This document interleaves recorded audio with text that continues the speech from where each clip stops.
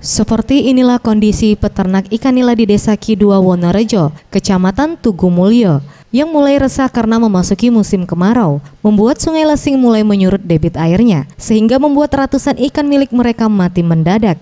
Banyaknya ikan yang mati ini pun dipastikan membuat kerugian yang cukup besar, di mana selain kondisi kolam sungai mulai mengering ditambah lagi penyakit virus jamur yang menempel di kulit ikan sangat cepat menular ke ikan yang lain. Disebabkan air yang kotor dan tidak mengalir menyebabkan ikan yang belum siap dipanen mati setiap harinya. Menurut penuturan salah seorang peternak ikan, Samsul mengaku dalam sehari ternak ikan nila miliknya mati mendadak mencapai 30 kg. Sementara itu, untuk meminimalisir kerugian, peternak ikan terpaksa harus melakukan panen dipercepat untuk mengurangi kerugian yang lebih besar.